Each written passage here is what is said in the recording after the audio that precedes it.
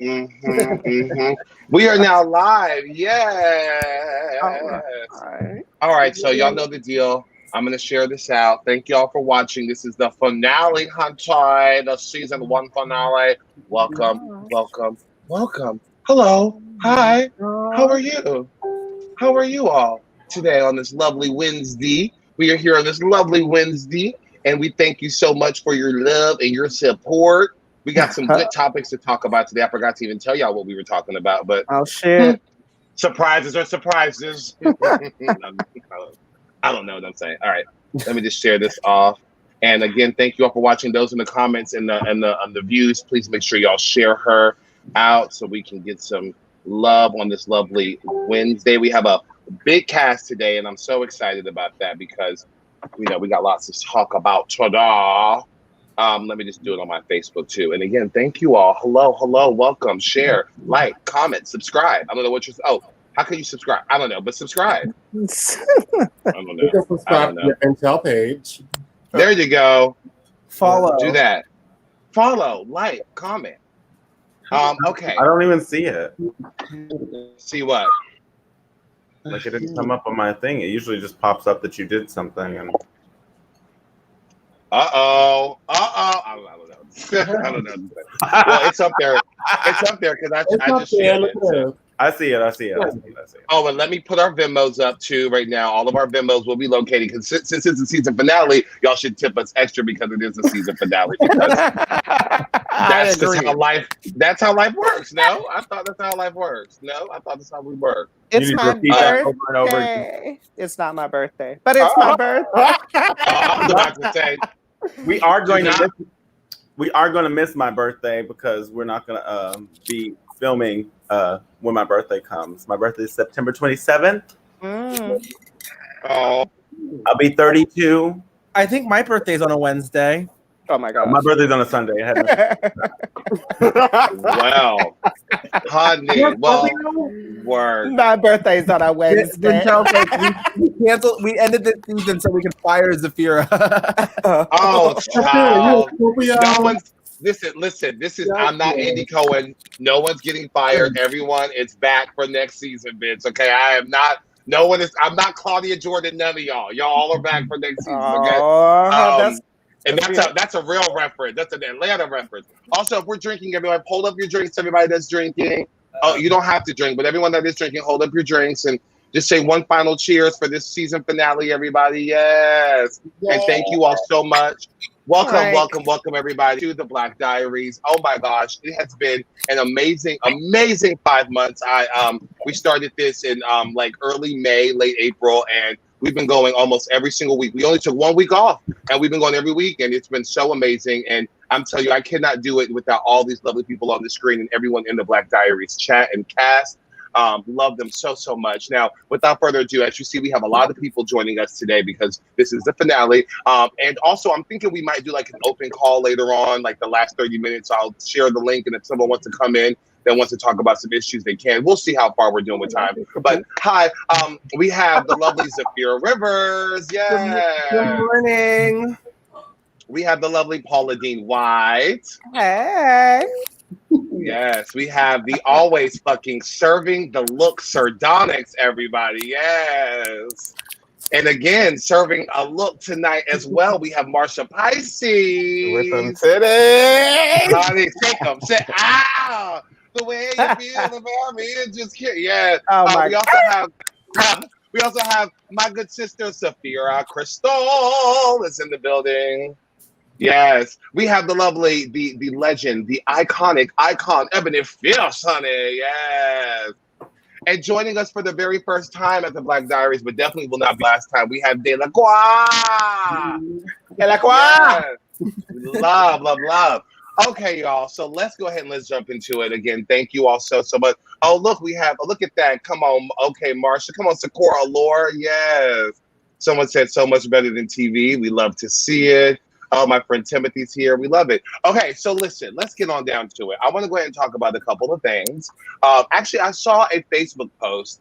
I'm not going to do all that today. But I did see I'm not going to do all that. Calm down. But I did see a Facebook post from a Black person that I think they live in another city, but they said something that really rung like kind of true. They said they made a status and they said when you are a dark skinned or brown Black queer person, you were either fetishized or completely overlooked. Oh, I saw that. And yeah, and I really I saw that and I was like, wow, like we've kind of talked about stuff like this, but I don't think we ever really dove deep dive into it. And I really stuck to that because I was like, that's true. Like, feel like as someone of a certain color, if you're darker, you are either fetishized, they really want to fetishize you, that whole BBC concept, blah, blah, blah, or Ebony.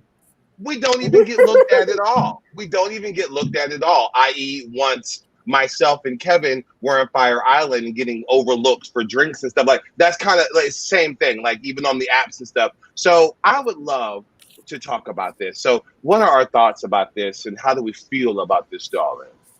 I feel like it's in the drag community as well because you have the dark-skinned queens who are considered the hot ones who are pretty mediocre. I'm not going to say their names. We all know who they are. But they're pretty mediocre, but they're considered the hot ones. So they get literally everything. They get gigs. They get the gigs with the white ones. They get the bookings with the white ones. They get the crowns for the white ones. Like, they literally are the poster, not even a poster child. Like, they're idolized by the white people. But like you said, fetishized at the same time because it's not a level of respect. It's just your trophy. Like, it's like, ooh, it's the attractive Black one. I have the attractive Black one. Look here. I have it in mint condition in the box.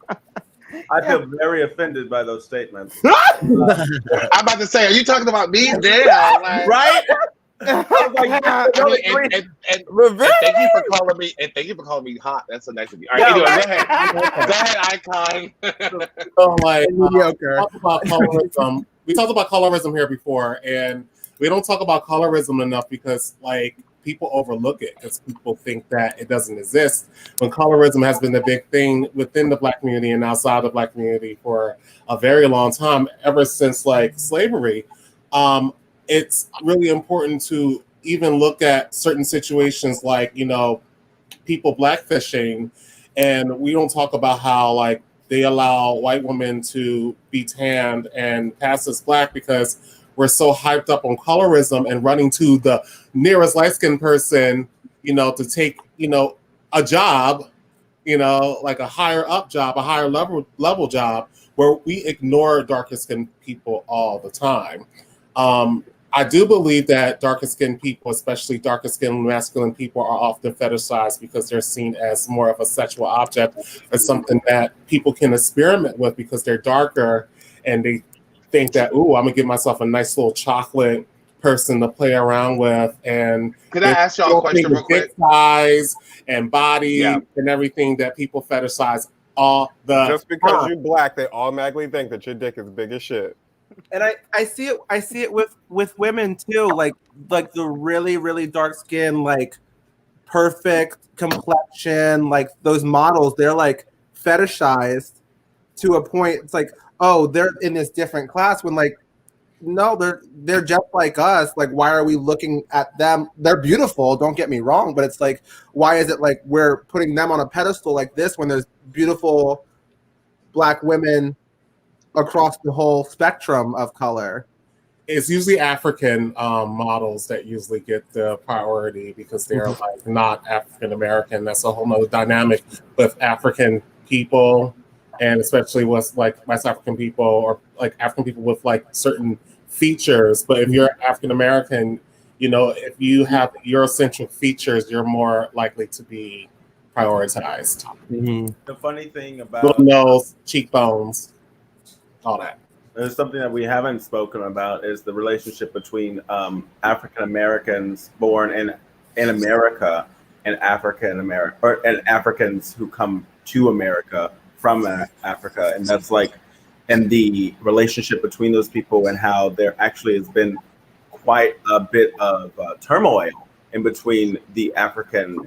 When I say African, it's just because we've accepted that when we talk about Black people from Africa that we can just say African when there's we're talking about countries on countries on countries on countries. The African diaspora. Yeah, but when we talk about people who come from the continent of Africa, as opposed to us who were born on this continent and had to endure the struggles that we've endured, we like lots of there, not maybe not a lot, but I have definitely seen where people who are from the continent of Africa don't believe in the whole white privilege, don't believe that Black people have it any worse than any other people on this country because they've been able to, make it to a certain education level, been able to make it to a certain economic level, and there's been this sort of ignoring of like the struggles of Black people who are from America,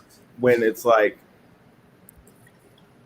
well, you don't have our experience, so you cannot speak. I saw on Fox, there was this woman from Africa. I think she was from Cameroon, and she said, I am not an oppressed person. You cannot bring these oppressions onto me. And she was talking to Black Lives Matter protesters, and she was like, you cannot bring this oppression to me. And they, of course, put her on Fox because she was touting the message that they wanted to send. Like, Black people aren't oppressed. What are you talking about? Blah, blah, blah. And it was like, girl, I mean, good for you. Also, you don't have our experience.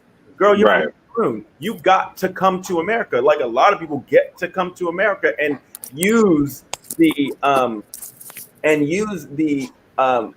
experiences or the benefits that were built on our backs, that were built on the people who were from the Black people from America. Was built, like, it was all built on our backs. So yes, you're not oppressed because we are.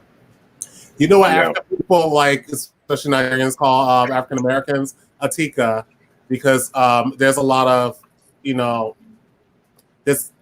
It started as a Twitter thing with like Nigerians thinking that like Black people from America are ratchet, and descendants from like slaves and like things like that. So they call Black Africans Atika, and it's like American.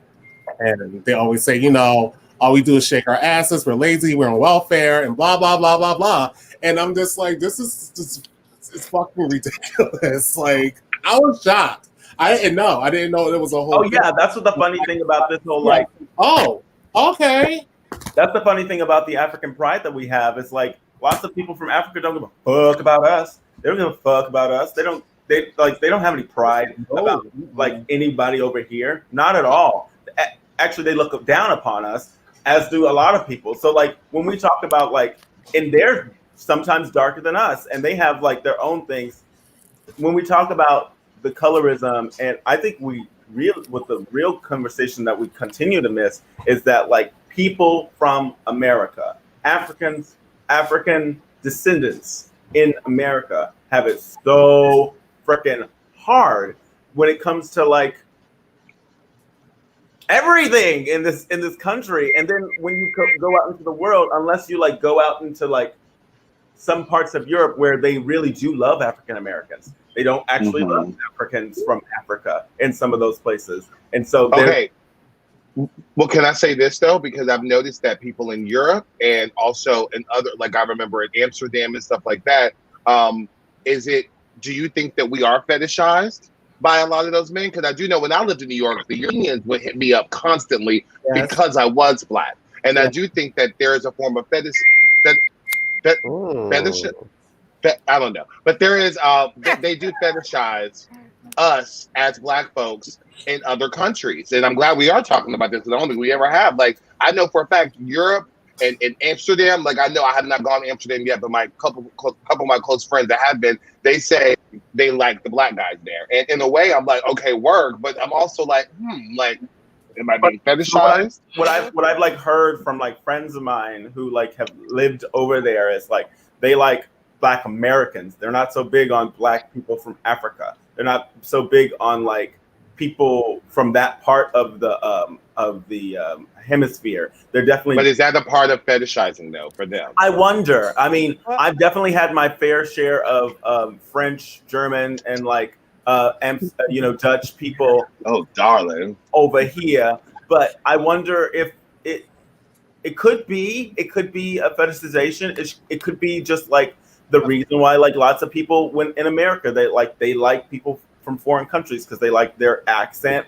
It could have nothing to do with the fact that we're Black. I mean, it could have a lot to do with the fact that we're Black because, you know, of the overall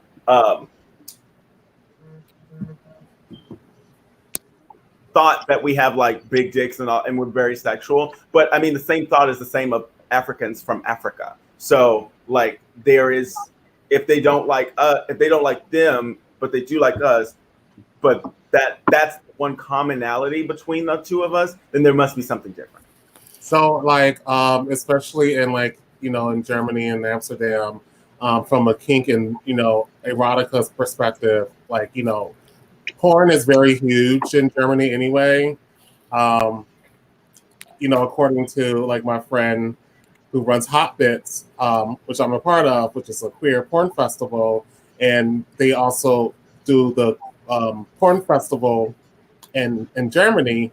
Interracial porn is very big in the Netherlands, especially in Germany and like Amsterdam and Berlin. They really love the idea of a Black dom. They like the idea of like a Black top, Black dominant, masculine top sort of kind of person over in those regions. So I think that's a big part of that as well. But yeah, but my question is like, what is the difference between us as being Black from America and Blacks from Africa? Also they like hip hop culture, our hip hop culture and stuff. So I think that has a lot to do with that too. They listen to a lot of our music, which is really popular in the Europe period. I think everybody around the world likes our fucking culture. Oh, hell yeah. I think it's a cultural no secret. I think it's a cultural difference at the end of the day because how Americans carry themselves is very different than how everybody else in the world carries themselves. Like, you know, when you encounter somebody from Europe, from Africa, from Asia, from anywhere by how they carry themselves. But in America, it's the same way. Like, you know, like how we carry ourselves, and maybe that's the attraction. Yeah, okay. From like hip hop to like Vogue ballroom scene to like jazz to everything, like Black American culture has always been universally popular all around the world. And I think that's a huge part of like fetishization compared to like Africans and African Americans. Because I always thought about that too, because I lived in New York, and in New York, you know, it's a big melting pot, and a lot of people come from out of the country. And I've noticed that every time you're there or I'm there, I get hit up by like Europeans the most. And I was like, well, are they fetishizing me or is it because of me? And I always think about that. And then I also think about the white guys in this area. And I'm always like, somebody better turn that on silent, bitch. What it is. But I always think about it. I'm always like, but am I being fetishized? And I don't know if it turns me off, to be honest with you. I don't like it when guys only hit me up because I am Black. I want them to hit me up because they're attracted to me. And I think I have been going through a big issue with that within the past couple of years with guys only liking me because they saw Next Door Ebony one day and they were like, well, let me get this popping. And I'm like, this is not what this is. Like, I'm so sorry. Next Door Ebony. Shout out to Next Door Ebony. Shout out to Next Door Ebony. Go ahead, Paula. There are a lot of levels to all of this. When it comes to topics of fetishization, there is a somewhat piece of it always stems from either an appreciation initially.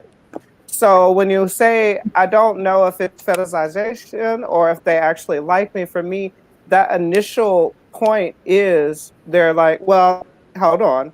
The initial... Marcha, is you okay? Mm-hmm. Okay. I'm just checking. You look like you're asleep, baby. Okay. She was looking down at her phone. Okay. I'm reading the comments. Okay, you look like you were taking a nap. Tell me if I should put one up. Tell me Oh my God. Put up the one by Debbie. So the levels. Oh yeah. So the levels of this fetishization versus appreciation is somewhat akin to cultural appreciation versus cultural appropriation. You have to there's a fine line. Like it isn't just it's one way or the other. There's a lot of overlap in both of those things and both of those topics.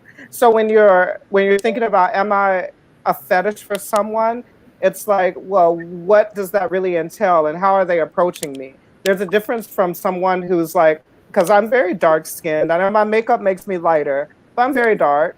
And there are people who are like who appreciate dark skin, but it's not necessarily I want you because of that dark skin. It's I see that dark skin is there and I like that, but I also like these other things. And it's not just I want to fuck you because of your skin. It's I'm interested in you, and the initial spark for that is me seeing you. Because what if they dark skin and they butt ugly and they like no, they look like Squidward. You still gonna fuck them? Oh. What if they dark skin and butt ugly and look like Squidward? Well, beauty is in the eye of the beholder. So True. I'm not fucking Squidward. Beauty is in the eye of the beholder. Baby, booty is in the eye of the beholder. Booty is not in the eye of the beholder. We know what a booty looks like. But yeah, so I just think that's, and then also I'm a saint. I'm a woman. Oh, we know that's a lie. But there's also this thing about yes, Americans being fetishized in general. So like, I've traveled a lot of places and a lot of places around the world, and it's like, it's like you get one or two things. It's like, oh, I hate Americans. I hate. Which means I hate Black Americans too, because I hate all Americans. Or I love Americans. Talk to me. I want to practice English with you. I want to like pick your brain. Like I've experienced both. And Paris was the hardest for me because there are a lot of French African or Afro-Francs, French African people there. That I was like, oh my goodness, let me talk to you. Oh, you're so pretty. Oh, I love French. I want to learn it. And then I'm like, this is in my head. I don't say these things. But it's very weird the reactions I got from the French Africans, because some of them were like, oh, you're American, let's practice English. And some were like, oh, you're American, get away from me. Like, and like these are not just random people on the street. I went to clubs, I went to shops and stuff, and just talking to different people and interactions while I was there. And it's not just that country. That's just the one that was on the top of my head. Something that Belena was talking about is like the Afro-Caribbeans. And yeah, I remember when I was in college that a friend of mine who's like Jamaican, and if you called her African American, she got very, very like there were like 11 Black people in my college. I went to the Eastern School of Music, and there was like 11 Black people who were in the whole school. And someone would loop her into an African American, and she would like flip her shit for a second and say, "I am not African American. I am Jamaican." Well, you know what? I think that's something good because I know Marcha is Jamaican. So Marcha, do you get offended if someone calls you Oh, also Marcia and I, we did a gig for a Jamaican birthday, and what did I say it was? I said it was a bachelorette party. The whole night I was saying, make some noise for her bachelorette, and the person was like, by the way, it's her birthday. I was like, oh fuck, sorry. But anyway, side note. But yes, that was a fun time. But Marcia, so do you get offended if someone calls you African American with you being Jamaican? No. I wasn't born in Africa. I wasn't born in Jamaica. So, you know, my father was. I lived there. I could live there if I want to, but, you know, like, I think that she was born there. She might not have been. I couldn't tell she was Jamaican until Zephyra. What do you want to say? I mean, I have 2 points now that you brought up the African American thing, but that'll be my second point. My first one is my brother moved to Norway, so like he's traveled Europe. He's done that. His wife is European, and I ask him sometimes. I'm like, how are you received? And it's more of a fascination, I guess, than a fetish. It's a hard word. It's more of a fascination because a lot of the times, unless you're like in these heavily populated areas, you're the only Black person that they've ever seen in their lifetime. It's like going to the Midwest, like you're the only person. And it's like a fascination, like what is this person? Who is this person? What do they have to offer? So like that's my input on that. as far as African American, I hate being called African American, and okay. I hate it. And technically, I mean, I guess that's what you can classify me as, but like, I don't know my history. I don't know, and I don't know anything. So like, why? You know what? That's a good question to ask everyone. I want to know their thoughts on the term African American. Starting with Deleqúa, I want to know what you think about it as well, because me personally, I'm African. You know, my family, my dad told me, you know, we're like 80% Congo. So like, I know my heritage. I know I am African. So it doesn't necessarily offend me, but I don't mind if you call me black either. Like, I don't mind. I think when white people say African American, I think they're trying to be politically correct, and I think that they're trying to prove something that they're right. Because I don't go around saying Caucasian. I say white. You know? So I mean, that's just real. I say white, so you can call me black, and I think that's okay. But Deleqúa, I would love to know like your thoughts about being called African American or the term in general. You know, I was raised in a predominantly white school, a neighborhood and area in Maryland. So I'm used to the whole situation. And Columbia? No, Columbia. Oh, see, I'm from Cecil County, so Okay. yes, I'm from County, honey. Even wider. Is that where Potomac is? Sorry, I've been watching a lot of Potomac Housewives. Sorry, so I've been watching a lot of Potomac Housewives. Yes. I was just with Karen Huger the other day, so I'm joking. But I was like, no, please. She'd be like, "Who the heck are you?" Anyway, no, I was raised in a like I said, predominantly white area, and like my next door neighbor loves, you know, what we got going on right now, if you know what I mean. You know, his favorite color is orange. So I feel like, you know, I feel like some people have their opinions about a lot of things, and they, like you said, they want to be politically correct. So they'll say African American. So Marcha's so stupid. I can't. So I feel like at the end of the day, God bless you, because I ain't got time to argue with you about no foolishness, because that's what they come to do. But they fist up ready to argue, and I ain't got time for the foolery. When it's all said and done. But at the end of the day, I understand that you're gonna have people that just do what they're gonna do, and that's really how I look at it. Yeah. How about anybody else? What do y'all think about the term African American? I think for like, I'm gonna say me black because like it has roots in like what the fuck my ancestors, my all the people my family went through is the Black struggle, and what as it relates to what we went through in this country, and the blood, the sweat, and the tears that went towards, like, you know, all the movements that we had over the past few years. It's rooting, you know. Y'all look confused. You ain't see that comment? I'm sorry. It's the comment. Zephyra, what is? Do you know What is that? That's my mom. So y'all know my mother. Oh, I was like, is something wrong?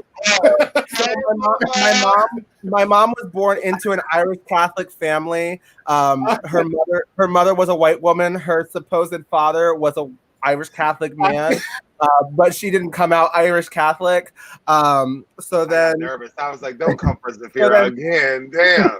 again. No. But hey, Mama D. Shortly after, she was adopted into a white family in New York. So my mom doesn't know her father. She doesn't know where her Black heritage comes from. And then she was raised by white people. Like, it was all white people her whole life. Like, her brother's white, her aunt's white, her grandparents white, her adoptive mother white. Like, everybody was white. So like, we don't know our history. And then like on my dad's side, yeah, like his mom, her father or grandfather was a slave. So like, I know that history, and then like she was half Cherokee, but like I don't know my history like other people know their history. Like white people know that, like, I'm Irish and Italian. Like, I don't fucking know. Like, I'm Black. I don't know if I'm African American. I don't know if I'm Caribbean American. Bitch, I don't know if I'm from Antarctica. Like I don't know. So like I feel like when people call me African American, I get that's like the only thing that ever offends me. Like, really, that ever offends me, because I feel like people are like, I feel like I feel like people are making a point to point out. That's what I think. But I think for me, I think for me, it kind of gets on my nerves only because I think that they're trying to be politically correct versus trying to say they're like, obviously I'm African. My whole drag aesthetic is very African because that's what I am. That's what I grew up with. So I don't get offended that they say the word African. I just think that they're trying to be politically correct because what they really want to call me is maybe like colored or the N-word. That's just being real. That's what they really want to call me. But they're saying African American to be politically correct, especially nowadays. They don't want to say anything wrong to get killed or whatever because nowadays one slip up can get you out the thing. I just want people to just say black. No. And then I'm just cool. I had a class in college and I drank on the final because I was over it, like during the final. You drank? Don't do all that, baby. Don't do that. But it was me and another black girl. We were the only black people in the class, and it was like about organizational communication. And the professor, we were talking about like different like organizations and how they communicate to their people, obviously, because it's organizational communication. But then he turns to us and he's like, as African Americans, how do you feel about blah, blah, blah? And I'm like, dude, like, we're not here for that. Like, that it's like shit like that happens that makes me hate when people call me African American. They use it to target me and say, like, as an African American, how do you feel? Or we're joined by 25 African Americans tonight. Like, no, baby, no. So I have a question. Did they pay you for your labor? Are they paying you for your labor? Because that's what. That's why people like me and other people are always like, you need to pay me for my labor because like we're so used to being singled out and being asked to explain trauma with like the black community and explain stuff where that's something that do. That's something that people that get paid to do. Do not ask me to explain everything about black trauma and black history without paying me. Thank you. Bye. Go ahead, Zephyra. I think the thing about being called African American, it implies, I mean, most people just call people in America American unless you're black or some other race. And, if they don't know what part of Asia you're from, then, some people might call themselves Chinese American because they know that they're Chinese. But China is a country. It is a country in Asia. You'll also hear people say they're Asian American, and then all of a sudden you'll see someone who's Indian, and people go, "Oh yeah, I forget that India is in Asia." But you'll expect someone who has more of a mongoloid like facial features than someone who has more of a Caucasoid facial features. Which those are the real qualifications of who we are. We have Afroid? No. Negroid, Caucasoid, Mongoloid. And so if you don't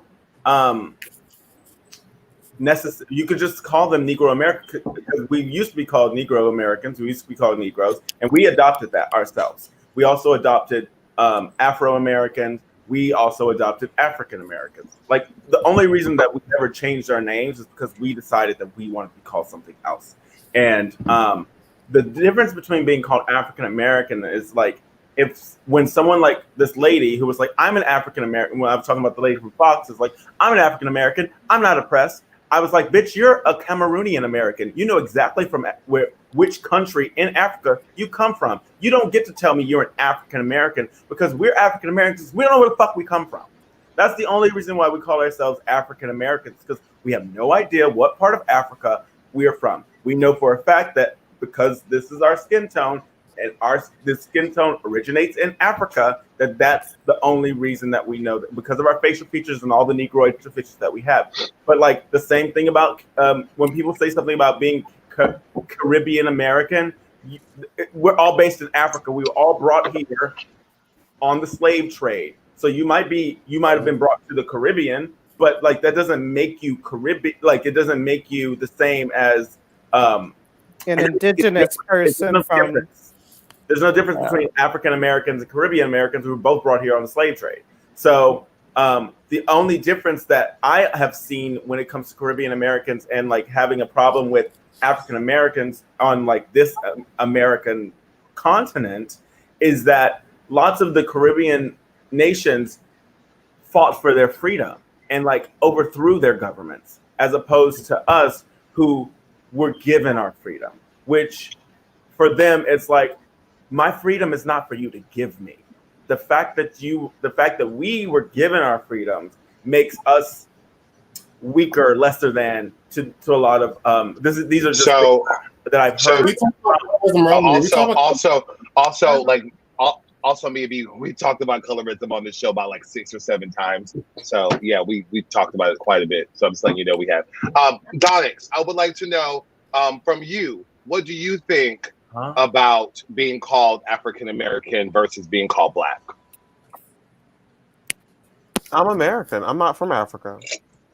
Okay. And I feel as though if you can sit there and go say this person is Asian American, or this person is Indian American, or this person is fucking whatever you want to say in front of American, then but when it comes down to you, you're just, I'm American. Yeah, America. I'm American. Why can't the fuck I be American? Why can't I shout down the street saying I'm American? Fuck yeah. So, we are the most American, actually. I mean, I was born here. Our families worked for it. I'm American. Honestly, that's how I feel about it. It kind of irks me that I hear white people say I'm American, but a Black person can't say that they're American. Like if you put in documents and paperwork, you have to say that you're African American in that paperwork. Like I found that to be it's annoying to me. It's very annoying to me. I feel like if you are American, you were born here, and you were born in a hospital in America, you are American. Born in the hospital, right? Right. That's true. But if you're in the house in the couch, Marcha, I would like to know what do you think about. Hold on, Marcha. I want to know what you think about being called African American versus being called Black. I mean, when I went to Barcelona, they didn't give a fuck about. Had a Jamaican father. I probably looked like I was West Indian or had West Indian bloodline. They didn't give a fuck what country you're from. You know, when you leave America, and they're gonna wonder, what country are you from? Oh, you're an American. Or they're gonna pick it up because of the way you speak. Like Donyx says, a white bitch is a white bitch, you know. But a Black bitch ain't a Black bitch. A Mexican, whatever the case may be, you know, we live in a country where we're calling Latino people and Latinx people fucking Mexicans when they were born here and been here for longer than probably I've been alive. You know, it's just, we live in that fucking type of country. But little old Karen can be called Caucasian. When you sit here, and I worked for the census and I quit because it's just fucked up shit going on there. But when I worked for the census, every other race had, you know, Asian Island, Pacific Islander, whatever the case may be. It was just, you know, but Caucasian was Caucasian. And when you go on a job application, when you go to pay your bills, when you go to sit here and fill out a doctor's, whatever the case may be, when you go to fill out a survey, Caucasian is always Caucasian.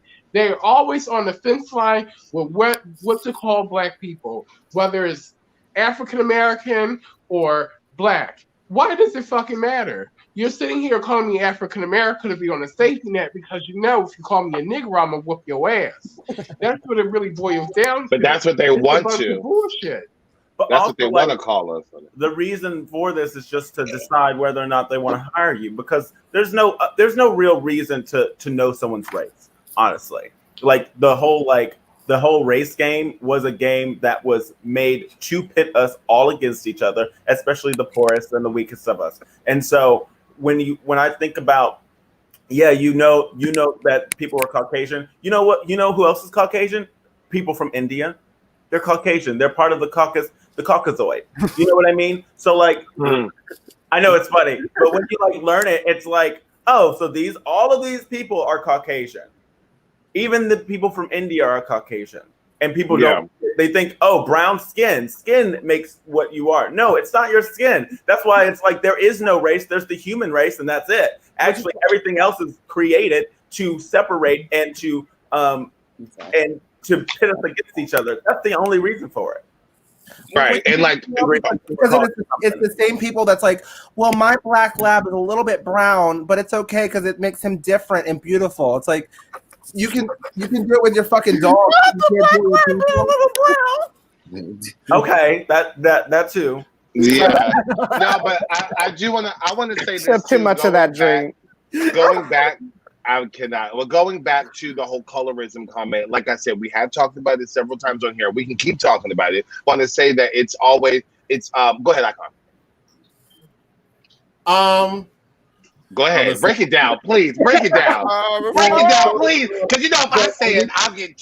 When we talk about colorism, we were mainly talking about how like there's privilege with like lighter skinned people in navigating through different spaces, especially with like white proximities of whiteness and like being allowed jobs and stuff like that, which is why white women were able to tan their skin and be passing as black because people automatically go to the lighter skinned person. But like historically, and this is historically, brown people back test throughout slavery, house Negro, field Negro, dark-skinned people are often more victims of colorism than lighter-skinned folks. Not to say that lighter-skinned people do not just go through racism. That's valid. Because again, and we all acknowledge. Because again, like.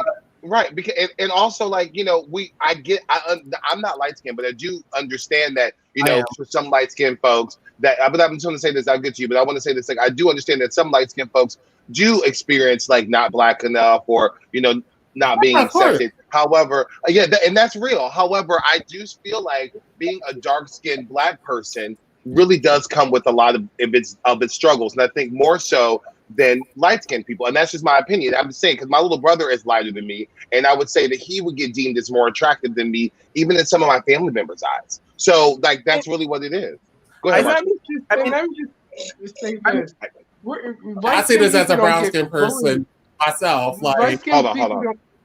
Light-skinned people don't get bullied for being light-skinned. They get bullied for the leeway and the leisure and the freebies and the fucking cheerleaders they have behind being light-skinned. Whether you like it or not, dark-skinned people are not granted that option. Well, I will say light-skinned people are now being bullied for being light-skinned. I'm just saying that's the reason why it happens. That's the reason why it goes around. I mean, as the lightest person here, like I feel like I have some insight on it. Like my brother, I've talked about this before. My brother is brown. My brother is probably similar complexion to Icon. So like you kind of have the similar experience in that. Like he's not a queer person, but like you guys have the same kind of colorism situation. Like his whole life, he was never the cute one, the attractive one, this one, that one. Like he never got perks because of what he looked like. He had to work almost harder than I did to get the same recognition that I did. And I saw it as a slight because people were looking at him for that rather than looking at, like, people looked at me like, oh, you're the cute one, you're so cute, blah, blah, blah. When I wanted to be recognized as the smart one, the hardworking one, whatever. But it was probably the opposite for him because he had to work so hard to get recognized as much as I did for things that were not something naturally God-given to him. And, I will have easier time than someone that's been Chelsea's complexion. I recognize that wholeheartedly. And also, we need to talk about how, like, a lot of times, especially in TV and social media, that there's so many anti-Black comments about dark-skinned people that's perpetuated by lighter-skinned people all the time. You see it on like sitcoms. You see it. You see it in movies. Yeah, and we've talked about that here before. We talked about comparing, dark-skinned people to monkeys and saying all kinds of anti-Black stuff. So it's there. We're not missing it. Right, we're not missing it, and don't think that just because we are of darker complexion that we are dismissing any light-skinned thoughts. I'm not. I recognize. I have a lighter-skinned brother. I recognize what even he has to go through. However, I do know that when we go out, it's very different. And I'm not diminishing what you all as light-skinned folks go through. But I'm just saying, like, if you look at Destiny's Child and you look at someone like a Beyonce versus a Kelly, I'm just being real. Like, that's what it is. And but I mean, like, listen, obviously we love BE, but at the end of the day, Kelly, I feel like it's really good too. And I do feel like very talented, but won't ever get that. What about Michelle? What about Michelle? No one talks about Michelle. Right. Let's not even talk about that. Let's talk about the matter. So the point is that no, the point is that the people who matter. No. Farrah. That was a joke. All right. Well, I was gonna have Farrah be our special guest, but all right, Farrah, stay backstage. No, but the point is that, like, yes, Michelle. I mean, not Michelle. Kelly. See, why'd you even bring her up? See, the point is that #poormichelle.com. Yeah. The point is that, like, Kelly and Beyonce actually probably had the same. I mean, if not, you know, there might have been like a little bit of different talent-wise, but only one of them was given the opportunities that Beyonce was. That's because of Matthew and Tina. I was just gonna say, you know, the producer. That was a bad example. But how about stuff like 3LW? Look at the dark skinned girl in 3LW. She got chopped. She was the best vocalist out of all three of them. Victoria's the most talented out of all of them. But I mean, She was. Period. You listen to their albums. Notorious sang down. See, girl groups is what you can talk to me about all day. I love me too. I love her because I'll take it back to me. Y'all talk about Destiny's Child. Like, to let's quiet as it's kept. When Destiny's Child first came out, back when they really first came out, it was always a dark skin versus light skin thing. Case in point, Brandy and Monica. Nobody wanted to be Brandy because she was dark skinned. Everybody wanted to be Monica. I was just telling a lot of people this. I wanted to be Brandy. That no people didn't care about vocals back then. Back then, you wanted to be the light skinned chick because light skin was the thing that was coming in. Especially back in that day, yeah. With Beyonce being light skinned, not only being light skinned, but being extremely talented, extremely determined. So there was more than just her skin color or tone that Beyonce just almost harder. I feel like we want to get into like is just as amazing. And the Nicole Luckett is just as amazing. So, I mean... But not Michelle. Oh my God. Yeah, I was talking about the beginning from 97. Yeah, I would never say Michelle because I have, my sister and I like this. So I would never say Michelle like that because I love Lisa and she's sweet. I'm so out of this conversation. I have no idea. Like, I'm just. You don't know who Destiny's Child is? I never heard of them. I'm so confused. Okay, cool. But what I'm getting at this whole like this versus thing, like colorism and racism, it's insipid. Like it goes deep. It's even within our color. There is racism, which is what this colorism thing comes to. But also we think about it like. I see what you all are saying, that darker skinned people have seemingly gotten a bad rap from outside culture. I get that. I'm very dark. I'm probably the darkest person in here. I got a good ring light. Don't worry about it. But I'm probably the darkest person in this group. And I have gotten it. Like when people made fun of me in school, like when I got in a little arguments, it was never, because no one could talk about my clothes. No one could talk about anything. The only thing they said, because I was, the honor student, and, I had it. I was doing good. The only thing they ever had to say was my voice was weird because I've always had a super feminine voice and that my skin was too dark. And for me, both of those things. They would make fun of you in high school for that? Elementary, middle school, high school is when I started clapping back. So people left me alone back then. But it's in the beginning of high school. Yes, it was always like, oh, you're so black. You're so this and that. And then like in college, it was never making fun of it, but it was one of those things where everyone's taking pictures and, oh, I don't want flash because I'll look pasty. And I was like, well, if you don't have flash, you ain't gonna see me in the picture. And like, it's minor things like that. But also with the light skin side, the cultural thoughts is that people who are light skinned are prettier, but it's also likened to you're more feminine, you're weaker.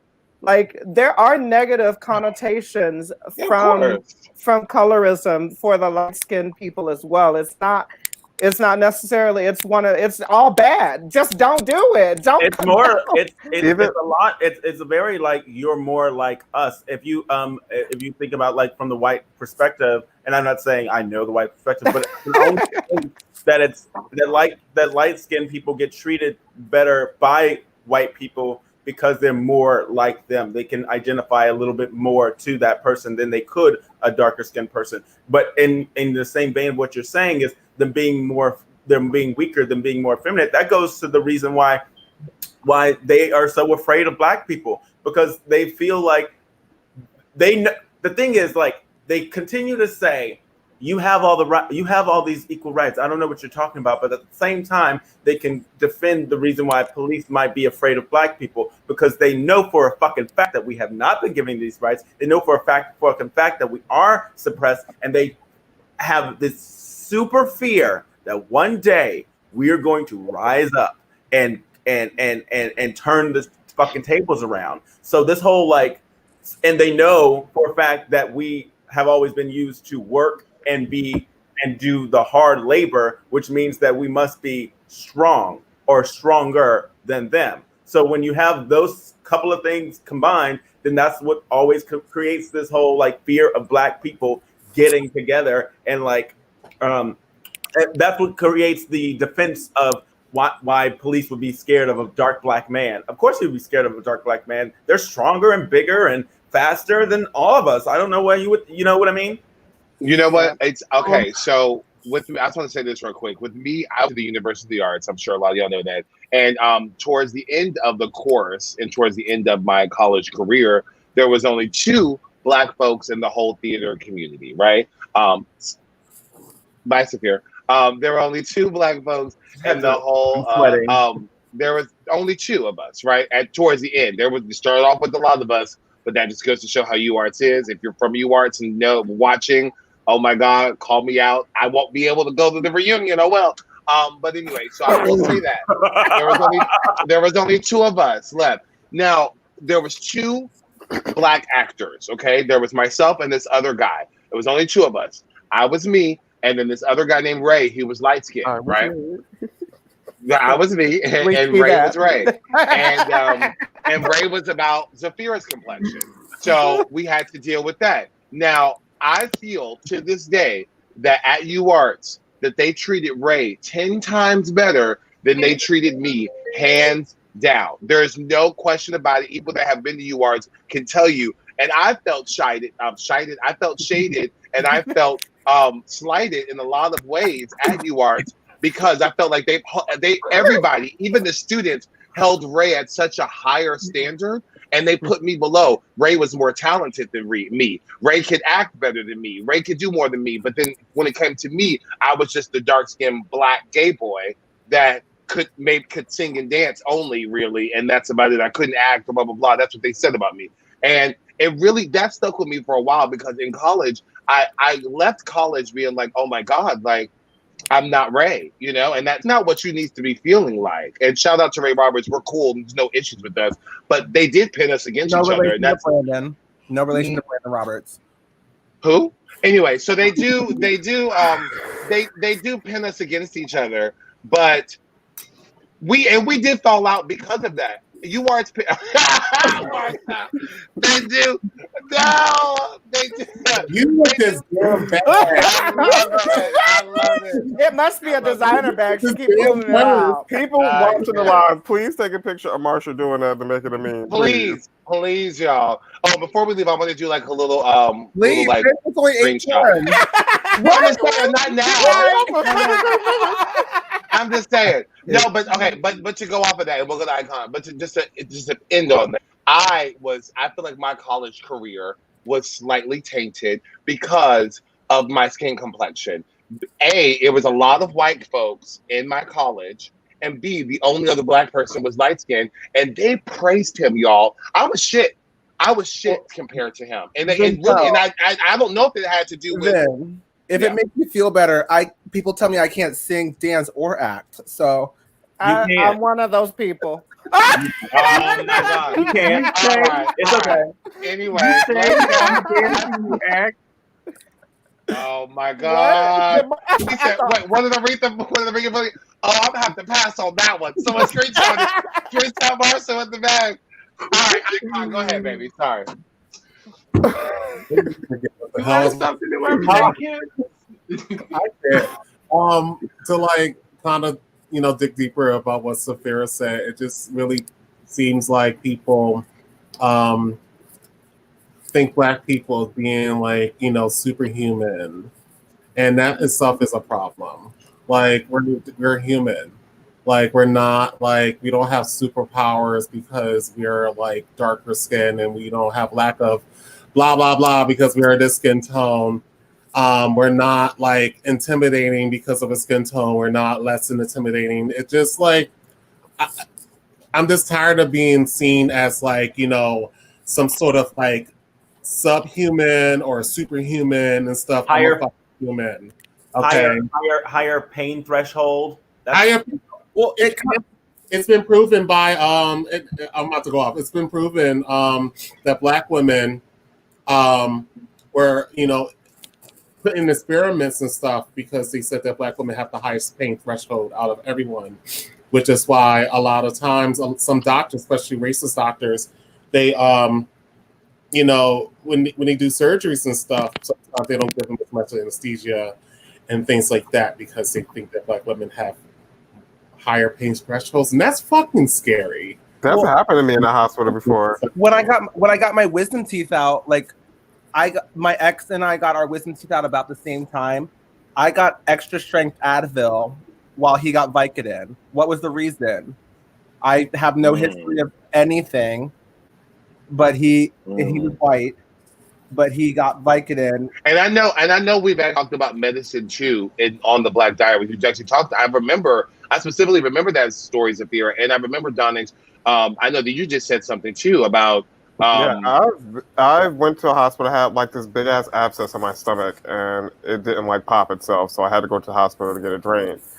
When I got there, the doctor was just like unresponsively rude, like the entire fucking time, like just rude. So when we got down there, I just was asking questions. I'm like, what's about to happen? What are you about to do? Just so I know I can prepare myself. Like, I have a high pain tolerance, like pain. Yeah, I can take pain if I have to, you know what I mean? But this is the first time I've ever got like an anesthesia. Like it was in the needle, and like they dig it in your skin, and like they have to like numb the area. Like I've never in my life got a needle like that. But she was rough as fuck. Like when I say she put that needle in there, she was just like I'm watching a thick ass needle go in and out my skin, like digging through my fucking skin. Like it was. She was just rough. She was rough. But at the same time, the dosage didn't work at all. Like so, when she started to cut the fucking abscess to drain it, I felt every like inch of the knife. Oh my God! I had to stop her. And I was like, "Hey, this is hurt. This hurts." And she got an attitude.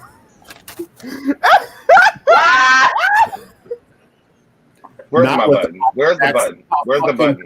Where's the button? But she got an attitude. She got an attitude when I told her it hurt. And she was like, "This should be enough anesthesia. Like it should be enough." And I was like, "No, it still hurts." Because she got such an attitude, I felt like so uncomfortable. Like I really didn't want her to go back and get more of it and come back and like stab the shit out of me again.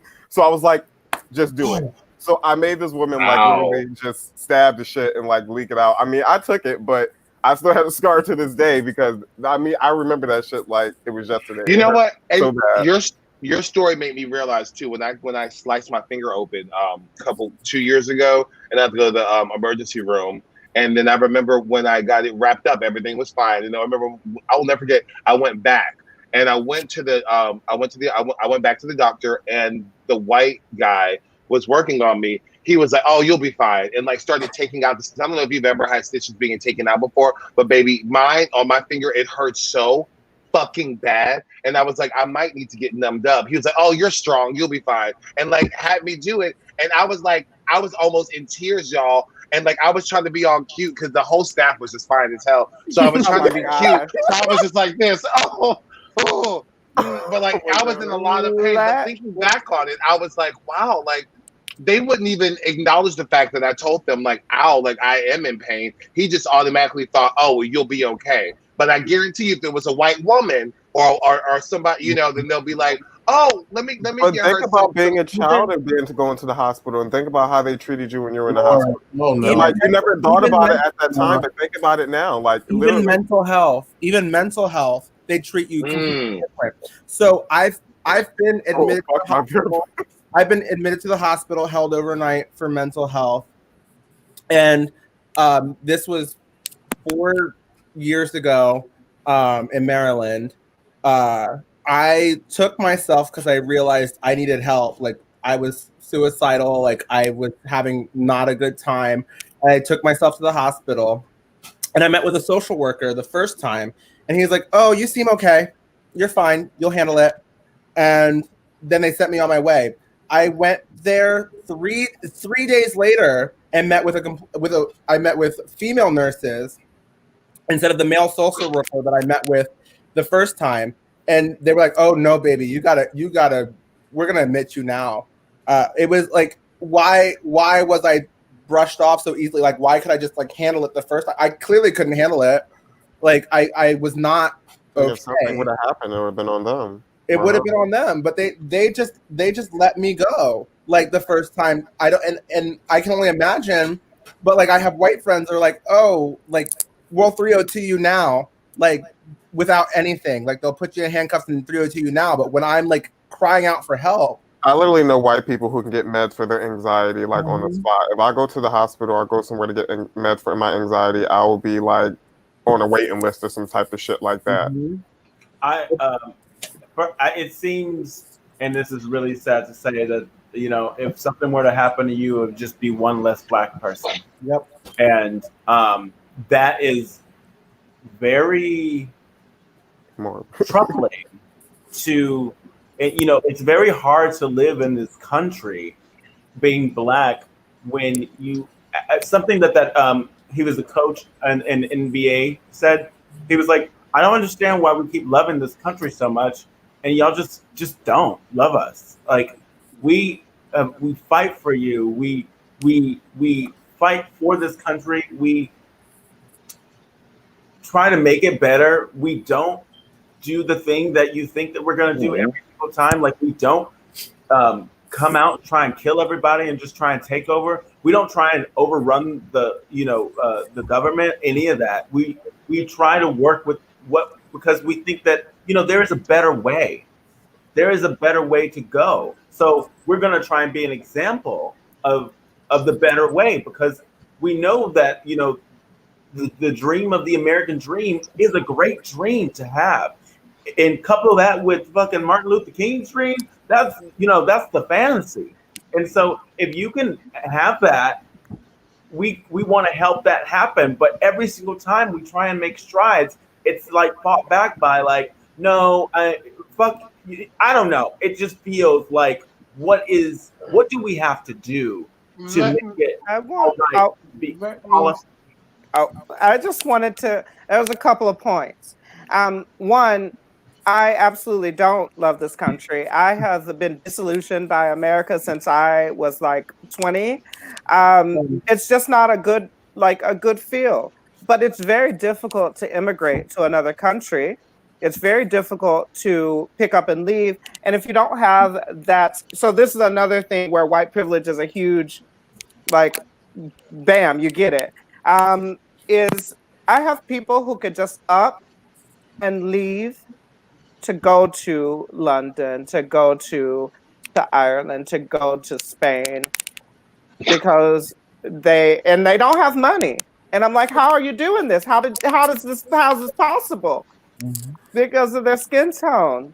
It helps a lot. It's not a given. Like, this is the thing about white privilege, that if you don't understand it, you don't get it, then you're probably white.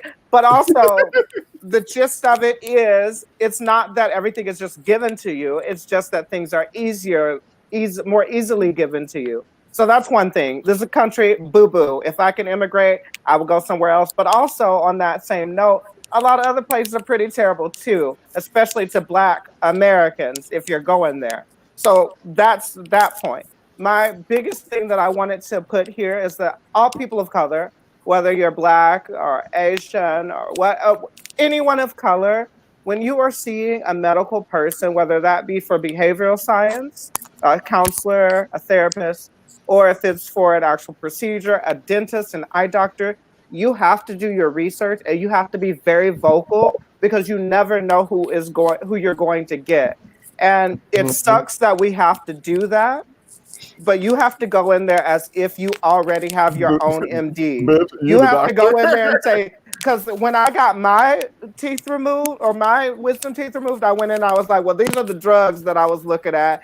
This is my pain tolerance. This is what I've experienced in the past. I'm not allergic to anything. Do not prescribe me ibuprofen because I can just buy that at CVS on my own and take 6 of the little ones as opposed to 2 of the big ones. I don't understand why you're doing that.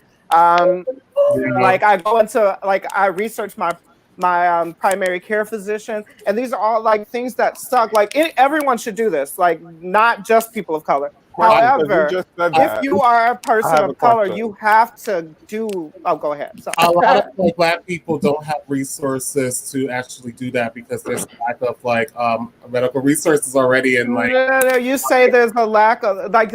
There is a lack of resources. I know that. I'm Black and I have experienced that. Oh, yeah. I've been an independent. Like this is. I'm saying it's not easy, and I'm not saying it's easily accessible. I'm saying you have to do it. I don't care how hard it is. If you're in the public library, on the internet, if you're looking up, like you have to do it. And this is from me, from a place of care, to say that everyone who needs to do it. And I've been on my own since I was 16. I've been out of the house like an individual. I have had to find these resources and do these things on my own. I've had to figure out how to interview, have to figure out how to open a bank account, have to do all of this stuff, figure out primary care physicians. Didn't even know that you had to go to an eye doctor. Like all of these things I did. And I had a lot of good people in my corner. I had a lot of good experiences with finding people who helped me to do these things. But it started with me having to seek it out. And it sucks, but it is something that you have to figure it out. And like, I'm not saying just figure it out. I will help with resources there. Like I can help lead the way for some people, but also if you're watching this and you are a person of color, do not just go to a hospital without trying to do some sort of research or background into what you're doing, what your procedure is, who you're going to see. If it's an emergency, that's different. That's different because it's an emergency. Hold on, Zephyra. Hold on, Zephyra. We're about to get to you. And hold on, I know that Donyx said they had a question earlier. Oh, y'all went left, but mine was kind of just like simple. Because I was wondering also, is this also a thing that you get when you go to a hospital? Like if you had pain or something, does the white nurse automatically think you're here just for perks? Because that's happened to me. I'm terrified of perks. I've never took a perk in my life, but every time I go to a hospital for something serious like toothache or my leg is bleeding, they're like, "Oh, do you just want perks?" Like they'll literally say to me, "Really?" I think that might be a regional thing. I think that's regional. Yeah, I think that's regional. Because I never experienced that in Maryland, like where I was. I think that's regional because of what Philadelphia and the surrounding areas and like Delaware kind of like gives to the world. Well, let me say it's not regional; it's a national issue because there's an opioid epidemic, and let's not forget we're not even 2 decades out of a crack epidemic. Okay. Yeah. And it's not gone. The crack epidemic. Hold on. Let me finish. They saw us as crackheads, whether you did crack or didn't. Black people were crackheads. Even though they gave our aunties, uncles, best friends, grandfathers, mothers, and fathers the crack pipes and put it in our neighborhood, they saw us as crackheads. But it's another epidemic that's going on, and they're catered to, and they still see us as crackheads in these services and places like that. That's why I agree with Paula. Know your shit. I was just in a hospital in January I know when I have a sinus infection because it causes corrosion on my skull. I had to sit here and curse out 4 resident nurses and a resident doctor. They were going to get security to remove me. No, motherfucker, you're going to do a CAT scan so you can see. And while I'm doing this, I want to speak to a social worker so you can understand that I'm fucking seriously in pain.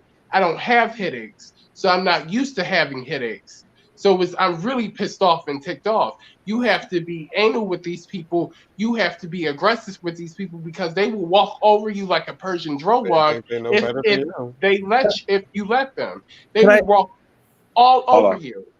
Can I All say over you. when I said regional, I didn't mean like that it wasn't warranted that we have these feelings towards things. I'm saying regional where in areas where it is being abused, the people feel like everybody's coming in to abuse it. I know it's a national epidemic. I know it happened in Maryland. I'm just saying where I lived in Maryland, it wasn't an issue. And I think it's an issue here. I think it's an issue in Delaware. I think it's an issue nationally. And there's places in Maryland where it is. Yeah, I definitely think it's an issue nationally. That's what I meant is that It's areas an issue where here, people and are it's going, the this people are on place- higher alert, and it may be race related, but that's all I meant by it. I didn't mean that it was like it was just like, oh, because we're from Philadelphia, you're a No, yeah, we got you. We're only seeing it because this opiate That's where we crisis live. right now is affecting white people, and they're seeing people overdosing and high as hell in their backyard. Let's be honest. Let's be real. Let's just call it what it is. What the fuck it is. Okay. Yeah. Jersey only started talking about it when government officials' sons started overdosing off of heroin. Yep. It only became an Yeah. issue. That's when it became an issue. Let's call it what the fuck it is. Yep. It only gets a global issue when it's a white person's problem.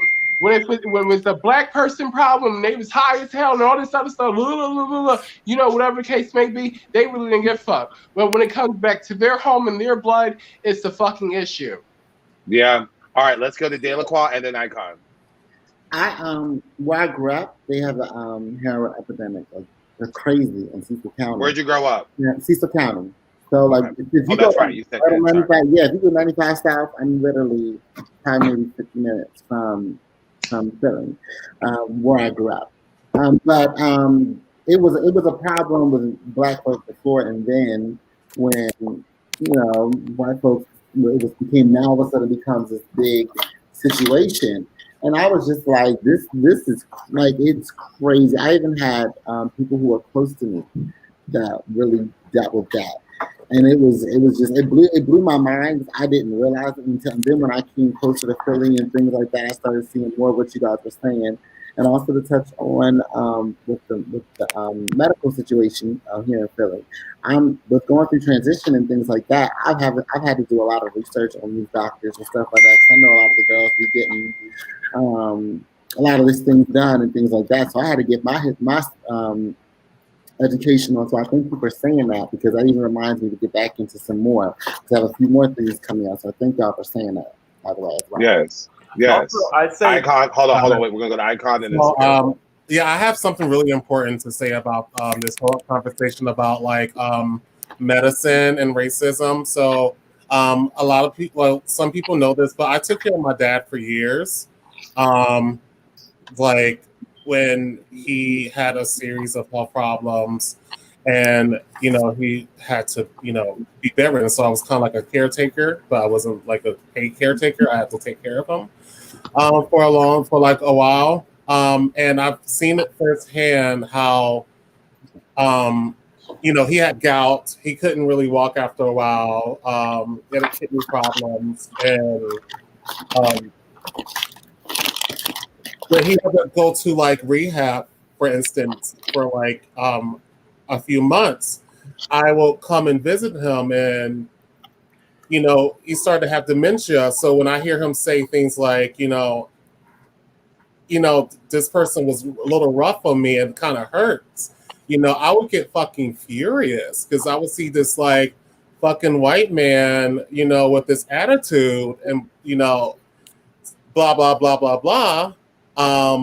Hearing about like this person roughing up my dad, like when he has gout. Gout hurts really bad if you don't know, like, and also he also had shingles. All that in combination is a pain level of 10. Yeah. And to hear about like, these medical professionals not taking it easy on, on people because he's black, he was in the military and he has a Purple Heart. Like that's where I first, discovered like, there was something going on with like the medical world and the medical facilities. Why I hate hospitals. I hate the fucking medical world. We obviously have to go to the hospital, right? Yeah. Up until the day, he passed away, it was always issues with, getting his medications, making sure that he gets like, the services that he needs. He had really good insurance, through the military, and all everything, all a host of things, and it caused such a fucking such an emotional and fucking disturbing, left this fucking disturbing taste in my mouth when it came to like the medical world and medical professionals and physical therapy professionals. Yeah. And if I did not have the knowledge of like everything that he had, and if I did not have the knowledge to research what needs to be done, it could have been a lot worse. Because going, taking him to his appointments and stuff and blah blah blah. Not everybody really knew what was happening, and I had to be the one that pieced things together and tell doctors, no. This needs to be done. This needs to be done. This needs to be done. Yeah, and before you go, Sapphira, I do want to say this. I'm going to try to say this without getting too emotional, but the same thing happened to my grandmother last year, and thank goodness that my father was. He was very persistent in her health, and but my grandmother was 102 years old. So and because the insurance didn't clear or whatever, they kicked her out of the place where she was staying at. Yeah, like I said, I'm not going to go too into it, but they did kick her out, and she unfortunately died at her house and not at the place where she was staying at, because they didn't really care. And thank God for my father, because he really, really helped her out until she did die. But I did realize that during that process, they can give two shits about her. And she was literally on her deathbed. I saw my grandmother on her deathbed at this facility where she was staying at.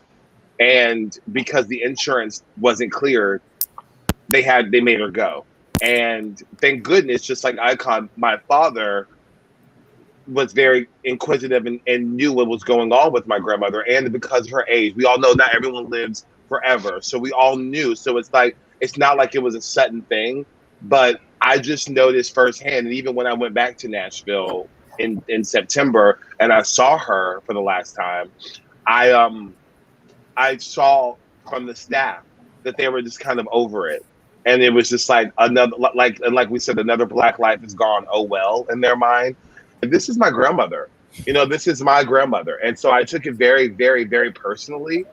And to this day, thinking about it, it really, really haunts me going to hospitals and stuff like that, being Black, because I know for a fact that we're not, my grandmother was not treated the way that she should have been. And thank God for my father for taking care of her, because I could only imagine what would have happened. So I had to say that. I'm so sorry. Oh, it took sorry, Sapphira, go ahead. It's hard. I'm sorry, real quick. It's like caring for a family member is so fucking hard. And especially when you have to keep up with everything and keep these doctors in check. Like, I was still out and doing, performing and stuff, but those were the hardest fucking years of my life. Like, having to deal with fucking racist medical professionals and also taking care of my dad until the day he passed away. So, I'm sorry to hear about your grandmother and what she went through. I completely understand where you're coming from with that. Thank you. Sapphira, what were you going to say? I was just going to say that to Paula's points, yes, it's a hard thing to do. Yes, it's easier if you have people in your corner. If you know anyone, I mean anyone, reach out. It feels good to help someone. So as even though it might not feel great to ask for that help, you 9 times out of 10 will receive that help and even more than what you asked for. So just like reach out. There are more people in this world who want to be an ally to you than who don't. And if you already know them as a friend and you notice something about their life that is like, beneficial, that you could probably benefit from knowing, even information is free. So you could always just like ask for a little bit of information. And like I said, most people want to help you. So if you are someone who is in deep need and as Icon said, don't have the resources, then reach out to someone who has the resources, or you think has the resources, or you think could tell you about someone else who has the resources. Because that's the only way that is the name of the game when it comes to survival of the fittest in this day and time, is information. It is whoever has the most information who can get them to where they need to be so that they can survive. And all you have to do is ask. And most likely someone will share their information because, like I said, information is free. You don't have to lose to give someone that. I'd rather help you than I would rather help myself. So, like, that's how I feel. Go ahead, Marcia. I don't do shit for myself, but I would rather give everything that I have and everything I know to other people. So, and as a Philly native, well, a person that has lived in Philly in and out for years, well, since birth. So technically I am a Philly native. I've been to every hospital, all the way from Einstein, all the way down to Penn on South Street, all the way to Mercy in West Philly. And you would ask any black person if they have the means, bitch, and if they have enough blood in their fucking body and enough sense in their head, and they're still conscious, bitch, take me to fucking Lincoln, all bitch. If I can get there, don't take me to Temple, don't take me to Einstein, and bitch, you better not take me to Mercy, bitch. And you just listen to because and it's serious. Ask a native about Mercy Hospital. Ask a native. I know people, my cousin, they stopped working on my cousin after they opened up his ribs because he didn't have insurance. And they ran back in there and said, oh, he doesn't have insurance. They let him die at Temple University. Einstein, I had people that sat here and got very, very sick for silicone usage. And the doctors basically said, in layman's terms, we're going to sit there and wait this out. You're probably going to die. You're probably not. But we don't really know what the fuck to do. We're going to get no specialists. Oh, fucking well. Yeah. And these are the hospitals that, and it pays to know this. That's why you always have to be on your shit. You always have to sit here and dig in the ass. Do not be comfortable because you're around people that went to college for 4, 5, 6, 7, 8, 9, 10, 11 years. It doesn't fucking matter. Yeah. Yeah. I've heard stories about people in Mercy getting sick and getting sicker than they did before they went there. I have had somebody that grew up in North Philly. I know that everybody, people in my family would refuse to go to Temple. Like to say, send me to Jefferson. Even in the ER, they'll call a special EMT. Send me to Jefferson. You're not taking me to Temple. Nope. What was the hospital, Marcia, you said that you would rather go to above all? Lincoln. That's one of any black person I know that's a Philly native, they're going to Lincoln. Where's that at? Lincoln is in the county, past Villanova. Okay. I'll be going there. Is it Lincoln All? Yeah. No. What was it? Spell it. Lincoln. I can't spell fucking Lincoln on Google. Oh. Well, I can't tell what the fuck you're saying. So I'm Lincoln All. We'll send the link. We'll send the link. We'll send a Lincoln All. Oh my god. L-A-Ken, I gotta get A-L-A-N-K out of here. Okay, okay, it's not a Lincoln. No, I thought it was Lincoln, or maybe. Okay, now I got it. We'll share it in the. But We'll also share put it it in the chat. Put it in the comments so that people can know. I've done catering there before. It's far as fuck though. It's definitely worth it.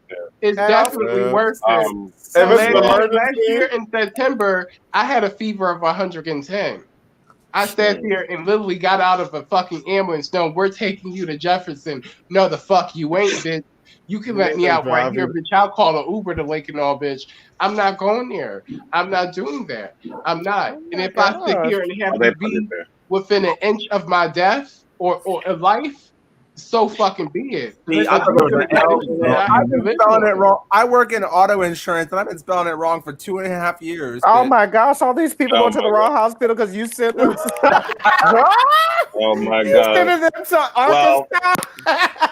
I want to go ahead and end this. Put an end on this, and definitely check that out. We put it in the comments, and it's rough. It's definitely rough. It's a tough topic. It's hard out here for him, and I did not expect myself. So I did not expect myself to get so emotional. But talking about my grandmother really gets me emotional, and it's just like hearing everyone else's stories. It really is. I never sat back and thought, like when you told your story, I sat back and thought about the pain and the struggles that my father had to go through, and dealing with that and dealing with insurance because we're not loaded, so it's like we had to deal with that, and my father was pretty much my grandmother's caretaker and had to quit his job, and we only had one income out of the two incomes, so it was rough. But to end off, I just want to say thank you all for sharing your experiences. I did not expect on the season finale you had me boo-hooing up in here, but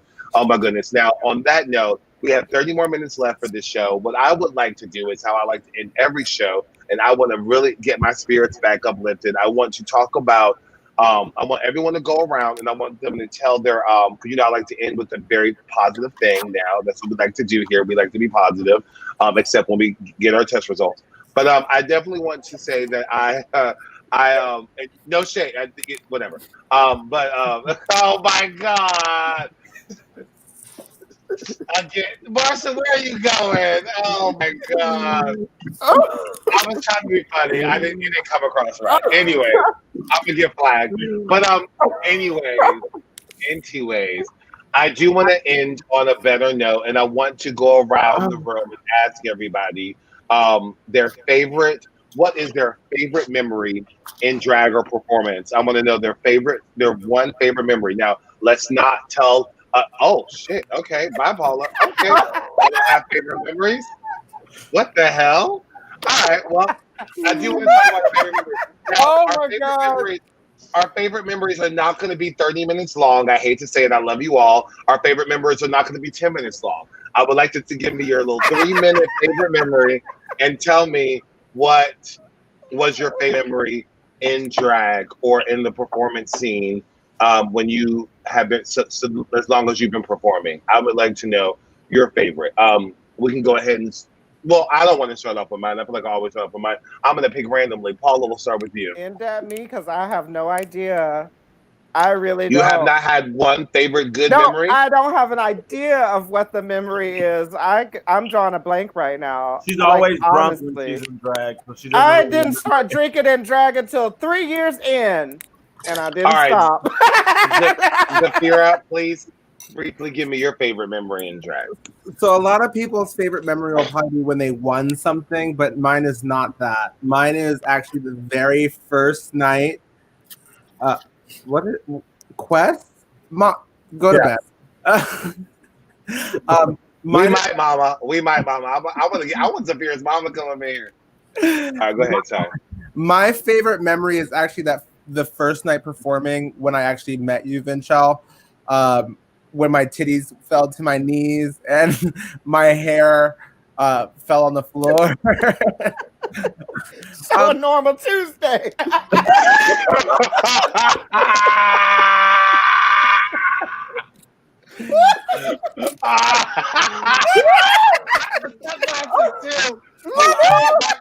I'm gonna take my gravity balls and do the same thing. I gotta go. Baby, Sorry. don't go on that. In the words of Zephyra, baby, don't do that, baby. Baby, don't do that. All right, go ahead. Sorry. Baby. No, that was laughing again. Yes. That was honestly, that was like, what was that? June 2015. That was May 20, like March, early. May. May. Because the photo shoot was in March, and that was not a good night because I no. I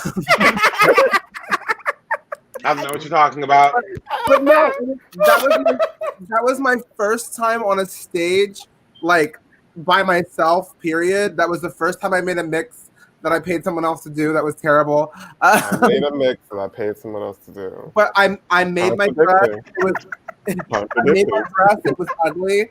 But like that was So that was your favorite memory. It was your first time. That was the reason that's my favorite memory is because that's what launched me on the trajectory I'm on now. Like I met so many great people. I learned that I love what I do even when I'm having bad nights, because that was a very bad night. Like I just like that was the first time I felt my fantasy, and like I'll always remember. I don't remember a lot of things, but I'll always remember that night. Yeah, I feel you on that. I do feel you on that. Donyx, tell me your one of your favorite memories in the performance lane. And Severe wants to bash winning. My favorite on this fish, right? How dare you? Ew. Oh God. Oh no. Oh. Anyways, keep going, y'all. I can't. Like I was saying, my favorite moment was when I won All Sluts. I went into that competition very, I'm not going to say insecure. I would say that I respected everyone who was in the competition or who was working in the competition, that if I won or lost, I had a good time. And I was literally having just a good time. And like, I was talking about this on a Zoom call like the other night, that like, during that whole pageant, like I stood in the back when the ending was up, because I was like, I'm just so proud of whoever who wins. I'm just so proud of them and all that. Like I didn't care. Not that I didn't care, but like I wasn't focused on me winning. The whole night wasn't focused on me winning. And then when they said my name, and then like I got like a standing ovation, like to know that the entire room wanted me to succeed, like was the best feeling ever. And then like even at the end of the night, like walking into a room and everyone is just so excited for me to be there, was like, it was validation that the hard work that I put into what I'm doing is like, it's there. Like I put it in and it's evident, and it was just a good night for me. That's beautiful. I love that, and congratulations on that win. The great show last weekend with some of us were in, and that was a fun time. And shout out to Moon Baby and all them for putting on such an amazing show. For all Madhouse. I pointed to myself like you were talking about Madhouse. No. Okay, Marcha Pisces. Tell us, Paula, I can't with you. Marcha Pisces, tell us one of your favorite memories in drag. I can't decide whether us coming together in unison and being unafraid and unapologetic with telling our truths, and it calls the townhouse fire, or my breakthrough experience with going to Miss Black America Weekend this year. Because after my return from Black America Weekend, I was going to quit doing drag. But it was just a amount of community, unity, love, and appreciation for drag. And it was nothing but blackness there. I mean, like, you had a Black Miss Continental, Stasha, Miss Black Universe, Miss Black Gay America. Giselle just won, what you call them? Well, she was giving up her title. You had Miss Vogue International Newcomer. You had so many people that had prestigious titles in the pageant industry that were there, and they treated you like regular people.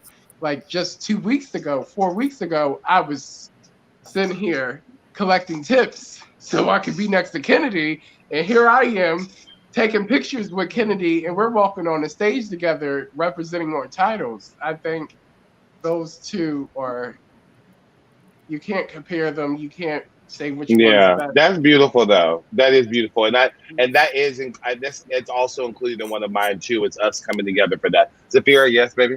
Can I amend mine? Oh my god, My favorite moment was at Marcha.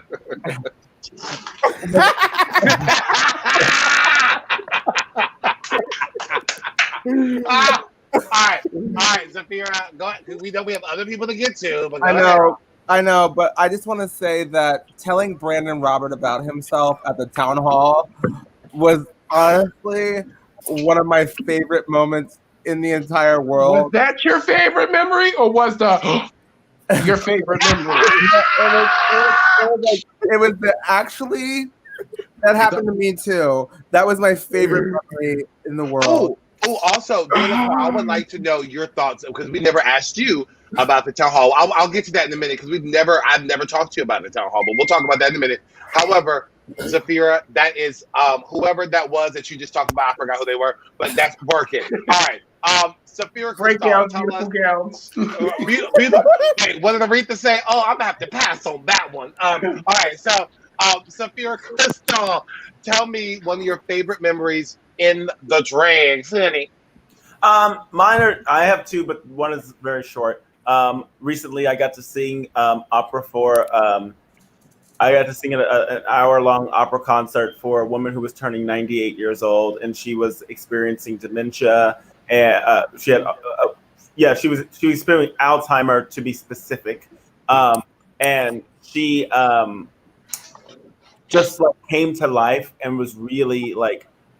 She sang with me. She was very there, very present. It was one of the most fulfilling experiences I've had in drag, like ever. And I sounded good, and I felt good, and like the singing was great. But also, like just to be able to be that for someone who literally needs someone to bring them back into reality or into the present life, and to be able to do that was very fulfilling. But my the other one, if it weren't for that, then it would have been when I finally, after I know what you're about to say. The fourth time that I did Miss America, I finally won it. And Sapphira, everybody, if y'all do not know, is our current Miss America, everybody. Yeah. And I was just recently asked to reign for a second year, like officially. I love it. Also, we will be having another very, very monumental announcement. Let's just say we were going to be very, very inclusive in our pageant in the coming year. I love that. Are you saying I'm running? Am I running like that? Oh, you can do whatever you want. Okay, I'm running like that. I can't say you're going to win, Paula, but where are you going, Paula? I can't. Oh my God! Well, I love that, and I love that you're doing things, especially more than the previous one did. Anyway, keep going. Yeah. So when so when I won that pageant, not only was I able to, I'm not even gonna go there. Well, not only was I able to, Dear girl, it's ghetto over here. What is going on? Oh my God! Probably known as Mimi. I'm first. No. Anyways, keep going. Hold on. That's rude. Hello. I heard you were talking shit. That's what I heard you were talking shit. Excuse me. Okay. So what happened was, not only was I able, it was my fourth time doing it, but I got to sing opera. I got to sing jazz. Thank you. I got to dance with some fabulous dancers. My best friend, Honey Davenport, was my dresser. I was on her team when she won. So it came full circle. Like all the people who I wanted to be around me were around me. And I got ready 20 minutes before the show and everybody thought, oh, she's not gonna. Well, clearly she's not going to win. But, honey, I did the work before. So by the time I got to the stage, all I had to do was walk the walk. You know what, Sapphira, you're one of the few people that I know that can come to the gig and get ready and look flawless. There's other people that try to do that. Anyways. Oh, that was shade. Wow. Season finale. It's the season finale. Bitch, I was crying earlier. Let me be shady now. Damn. That was shit. I was like, Let us I say can come and don't be do ready. it. But you were talking shit, bitch. If you got to Anyway. I was about to say a name, and it was about to shut No, everything it down. was on the tip of your I tongue. was You had gonna say to the want name that. We're gonna shut shit down. Hey, put it in the Let's group keep chat going. because I don't know who Put you're in the talking group chat. Don't Yes, do you that. do. All right, We let's know who keep we're talking going. about. Oh my Let's God. keep going. Deleqúa, tell us your favorite memory of you performing. My favorite morning, remember, I want to say it was last year when I was able to do New York City's Pride. I was on the NFL when I got to do the float for the NFL. That was a lot of fun. Oh, were the NFL players there? There was two of them. Oh, honey, I would have been pussy popping on the handstand. See, I have a friend who works for the NFL, so she be having all these little parties and stuff, and I be going over like, hey, how you doing? Oh my gosh. I'm gonna chat up. No, but I had a lot of fun. I was able to perform one of my singles, so it was awesome that I was able to do that. It was a lot of fun. It actually like I said, I can relate to y'all. I can relate to Donna because it was like growing up. I used to, people would always hate on me for whatever reason. I had a lot of people that would hate on me, whatever, or look at me as less than or whatever the case may be. But I've been able to push through that kind of crap. And to finally, get on a major stage and say, well, you thought I wasn't going to do anything, and fell into my lap. It had to be the Holy God. Okay, I don't have no any other explanation for it because it happened, without me running for it. It just we met, and she said, "Oh, well, I work for the event. I need to get you in the float," and it happened, and we've been friends ever since. So I'm grateful for that moment. I love that. Yes. All right, work. Paula, do you have one now, or are you still thinking? Oh, God. The fact that you've been only doing drag in the city for about 2 years, and you got your own show, which is an accomplishment for most of us. Two shows, which is one of the only black queens to have. I say that Paula is one of the only black queens in Philadelphia to have their own weekly. One of, not the only, but one of the only black queens. I thought you were about to say monthly. I was about to be like, baby, no, that everybody has them. Everybody has them. We all have monthly. Paula, go ahead.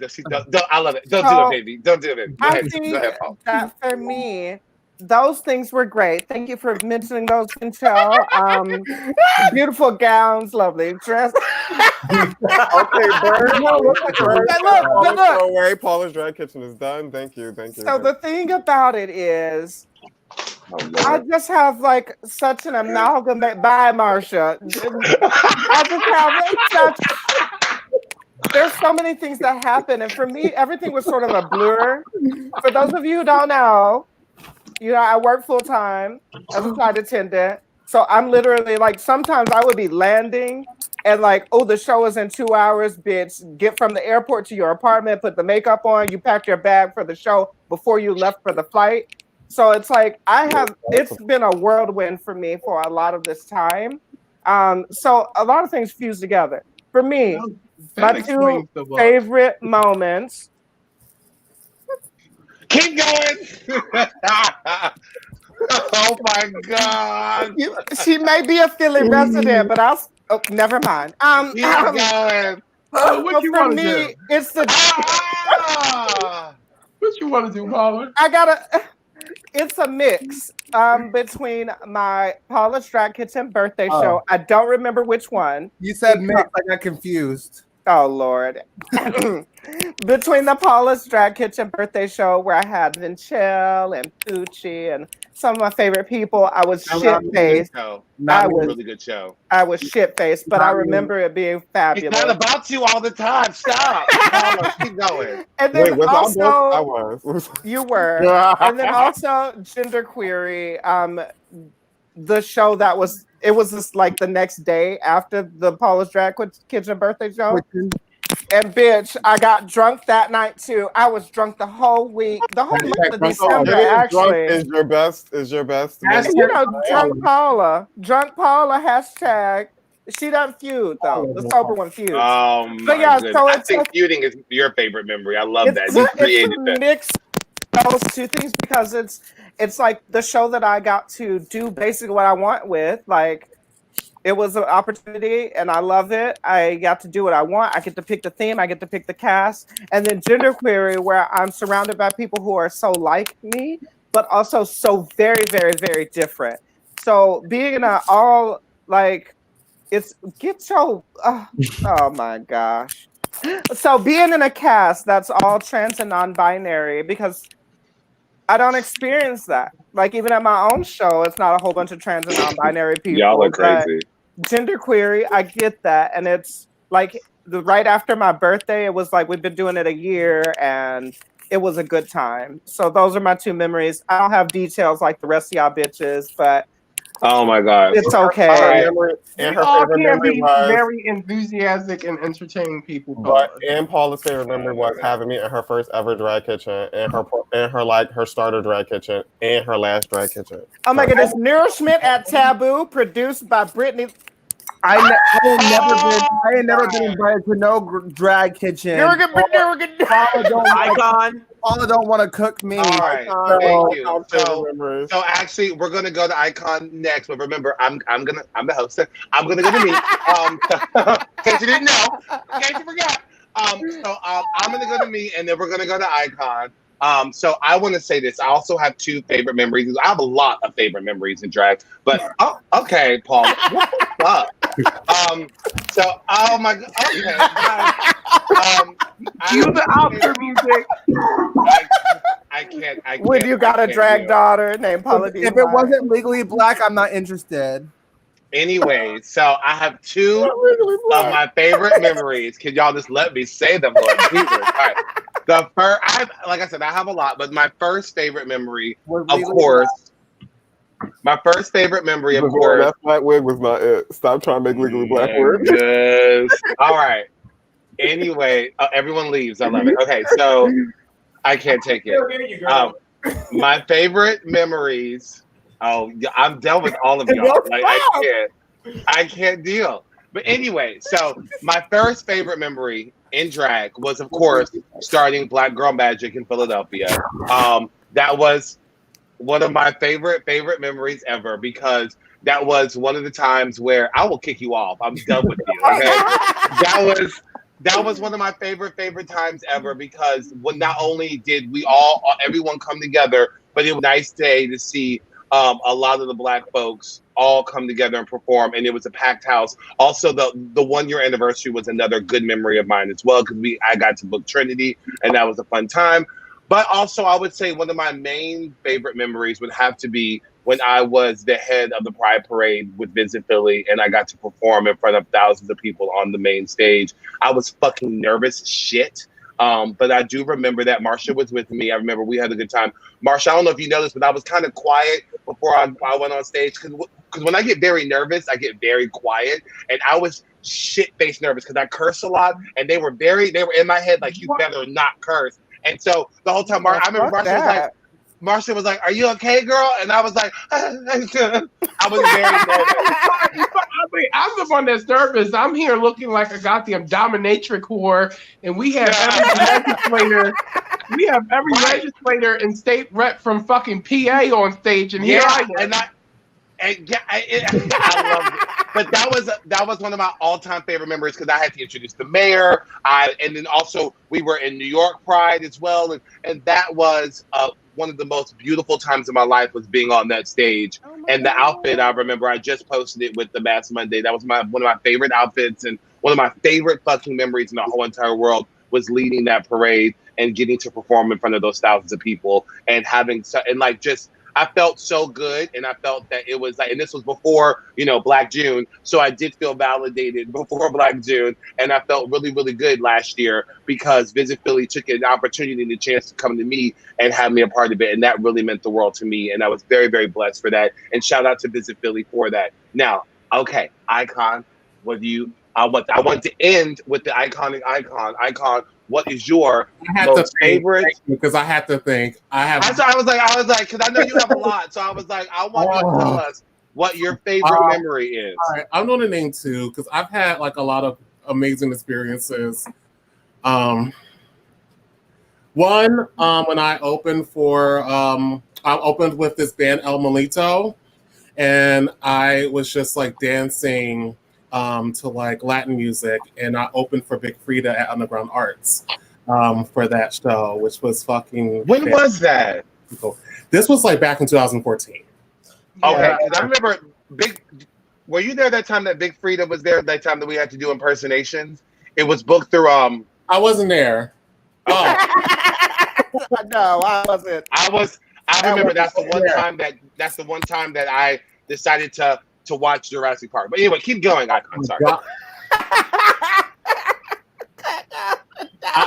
My second favorite memory, oh God, was when I performed for Hot Hits, and it was at the Oberyn in Harvard's campus in Boston. Oh, and you have not been into the Oberyn. It's like the perfect, like beautiful, big cabaret stage. It holds like so many people, and they have a princess spots that you can start out your number with the light shining on you, and you can walk down the steps and go to the stage. When I performed there and I hosted there, I felt fucking honored because like this is somebody from this weird fucking bitch from Philly hosting. They could have had anyone from Boston. They could have had anyone host and perform 2 numbers at this show where they're showing queer fucking porn that represents all different kinds of bodies and all kinds of disabilities and representations in our community. I was hosting and I got a chance to live my big burlesque dream in performing there. I love that.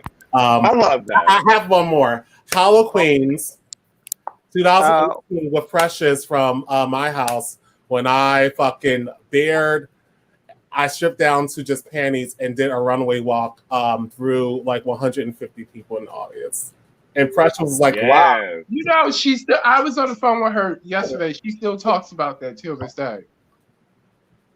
Oh, yes.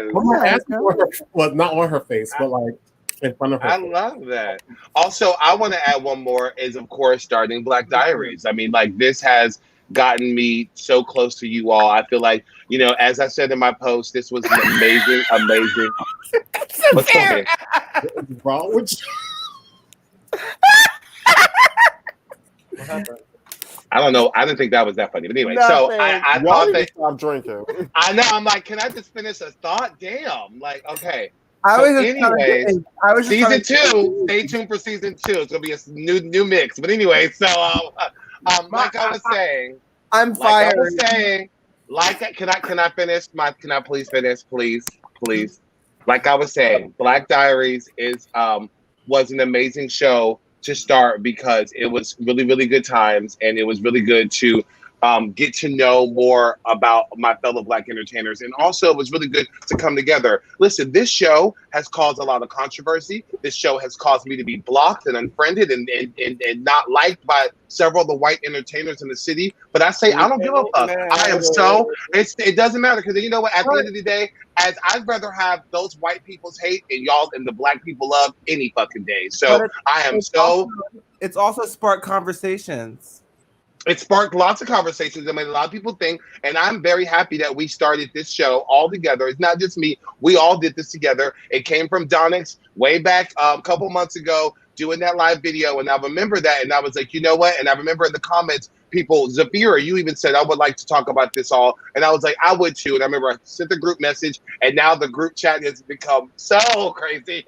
But I'm so happy that everybody that has been involved with the Black Diaries, and personally, I want to thank each and every person that has been involved with the Black Diaries. If you're on the screen or not on the screen, just know that I love you, and I'm so happy that we did this show. We've caused lots of conversations, statuses, blockerizations, but at the end of the day, people. But at the end of the day,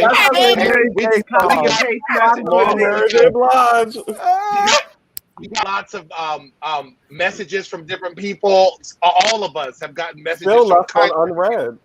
Still left, whatever, you know. And again, if we're not messaging you back, oh well. But at the end of the day, copy and paste. We got all that. But I do think that this show has brought all of us closer. Our after shows are what I look forward to the most. Is us talking shit afterwards. And just know that I really am truly blessed and grateful to have each and every one of you in my life. And I'm blessed and grateful for everyone watching the show, because this has been a rough time for all of us. And what's gotten me through is waking up on Wednesday mornings being like, what? I get to chat today with my people and I get to do the Black Diaries. And it's been really happy. So it's going to be sad this next month, but we are going to be coming back again for season 2, October 6th on Wednesday. And I want to thank you all. Before we leave, I would like to promote a couple of things. We do have Donyx's Madhouse coming up on this Sunday on the Jocks PHL Facebook page with myself and Icon and Diva Baby. That's going to be a lot of fun.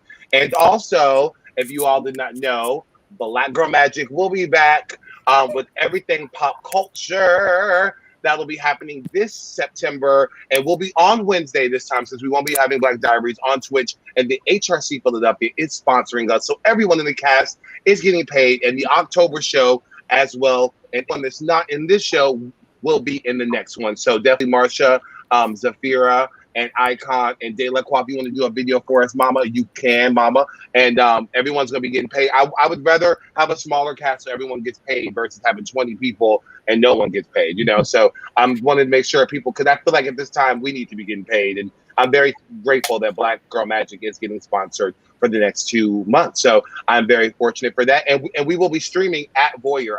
Again, it's not open, but I'll be on location this time. So we'll have like all that fun stuff. And yeah, so again, thank you so much. I'm sorry, Sapphira, what happened? Look at my mom says thank you all. Oh, love Thank you you, all. Thank you for being friends to my baby. It's difficult, but we love it. I'm kidding. I'm kidding. No, you know, don't do all that. Don't do that. Don't do all that, baby. No, and I love your mom, Z. So thank you, and Paula's gone again. And thank you all for watching the Black Diaries. Again, we will be back October 6th, for season 2. We're going to probably have a new format, which we'll talk about after the show. We're probably going to have a new format. Everyone's going to be back. Everyone gets their contracts back again. Like I said, I'm not going Claudia Jordan you. No. Don't Farrah me. I'm not going to Latoya Latavia you. We are not going to do Say My Name, but you're not going to be there. You will be there. You will be there. Where is your scooter? Where is your scooter? But again, y'all, what a great time tonight. This is a great season 1 finale. We cried, we laughed, we made fun of each other as we always do. And I love each and every one of you so much. Again, make some noise for my sister, Zephyra Rivers, everybody. Yeah. Merry Christmas, everybody. Oh, she thinks it's December for real, y'all. Make some noise for my lovely drag daughter, Paula Deen-White, everybody. Yeah. Hey, yeah. Thank you. I hear it. I feel it through the computer. That's the Paula voice. It's probably the alcohol. Make some noise again for and also, can we just say every single Black Diaries that they are on, they have come up here in a fucking look. Make some noise for Sir Donyx, honey. Yeah. I just wake up like this. I don't do anything. That's that vitiligo. I see you in the morning. No, you don't. Oh my God. Okay. What? Oh my God. Okay. And again, I'm just like, oh, Paula, you drink. We have to talk about your alcohol. It was a Michael Jackson joke, but okay. Okay.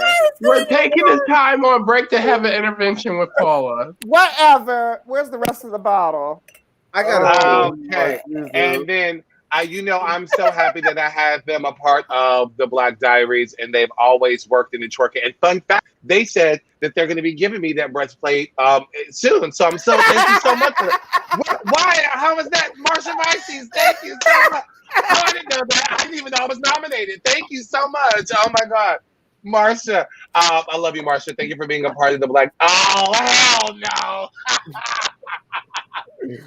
Also, my sister, I love her so much. We go way back. Make some noise for Sapphira Cristal, honey. Yes. And we also have the iconic icon Ebony-Fierce. Yes, hunty. And of course, we have our newcomer, but guess what? They're going to be a part of season 2. Deleqúa, honey. Yes. Yeah, make sure y'all download my new single. What happened?